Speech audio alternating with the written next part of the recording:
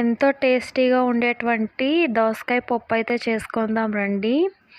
Taste అయితే చాలా బాగుంటుందండి దోసకాయ పప్పు. ఒక్కసారి ఇట్లా ట్రై చేయండి. ప్రెషర్ కుక్కర్ లేకుండా చేద్దాం. హాయ్ అండి, అందరూ ఎలా ఉన్నారు? బాగున్నారా? నేను మీ Divya. Welcome back to our channel. నేను ఇక్కడైతే ఒక కప్పు ఎర్ర కందిపప్పు అయితే తీసుకుంటున్నానండి.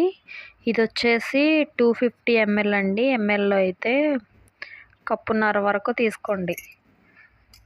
తీసుకుని ఒకసారి శుభ్రంగా కడిగేసుకుని దీంట్లోకి అయితే ఒక లోటడు వాటర్ అయితే వేసి పెట్టేసుకోండి. ఇగో చూపిస్తున్నా కదా అదే. ఇప్పుడు దీన్ని స్టవ్ ఆన్ చేసి స్టవ్ మీద అయితే పెట్టేసుకోవాలండి. పప్పు అనేది మెత్తగా ఉడకాలి. దీంట్లోకి కొద్దిగా ఆయిల్ కూడా వేసుకుంటే పైన పప్పు తొందరగా ఉడుకుతుందండి. సరేనా?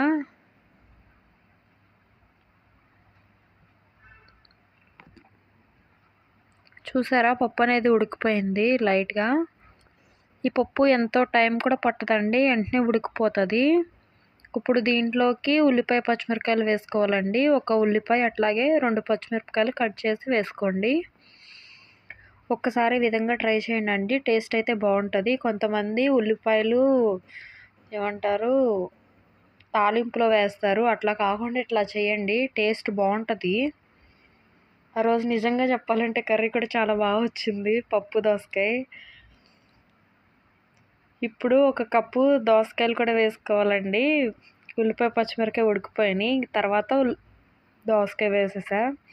ఇప్పుడు దీంట్లోకి ఒక 1/2 టీ స్పూను పసుపు వేసుకోవాలండి.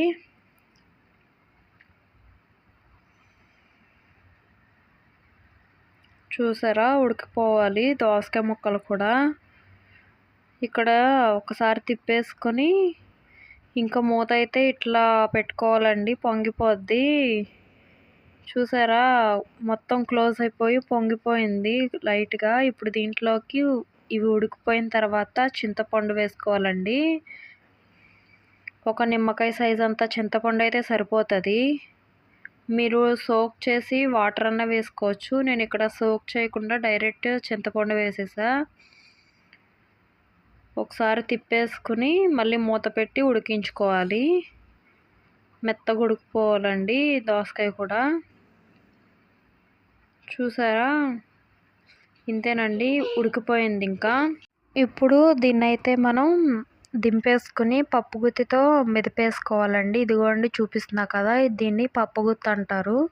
ఇట్లా పప్పుని మొత్తం మెదిపేసుకోవాలండి. కొంచెం కచ్చాపచ్చగానే ఉంచండి దోసకాయ ముక్కని, మరీ మెత్తగా అయితే మెదపకండి. ఇప్పుడు దీన్ని తాలింపు పెట్టుకుందాం. ముందుగా ఒక స్టీల్ గిన్నె తీసుకోండి. దాంట్లోకి ఒక 3 స్పూన్స్ ఆయిల్ అయితే వేసుకోండి. పప్పులో కొద్దిగా ఆయిల్ ఎక్కువ ఉంటే చాలా బాగుంటుంది. ముందుగా దీంట్లోకి ఒక పాయ వెల్లుల్లిపాయలు మొత్తం వేసేసుకోవాలండి చితక్కొట్టి. దాంట్లో కొద్దిగా వేగిన తర్వాత పోపు దినుసులు వేసుకోండి. అవి కూడా వేగిన తర్వాత ఎండుమిరపకాయలు వేసేసుకోవాలండి. కొద్దిగా దీన్ని ఏమంటారు ఇట్లా రంగు వచ్చేంత వరకు వేపుకుంటేనే పప్పుకి టేస్ట్ అనేది చాలా బాగుంటుంది. ఇప్పుడు దీంట్లోకి పప్పు వేసేసుకోవాలండి. ఇంతేనండి, ఎంతో సింపుల్గా పప్పు దోసకాయ అయితే చేసేసుకోవచ్చు. ఒక్కసారి ఈ విధంగా ట్రై చేసి మీకు ఎట్లా వచ్చిందో నాకు కామెంట్లో చెప్పండి, సరేనా? Thanks for watching. Please do subscribe for more videos. నా వీడియోస్ అన్నీ కనుక నచ్చితే మీరు సబ్స్క్రైబ్ చేసుకోండి.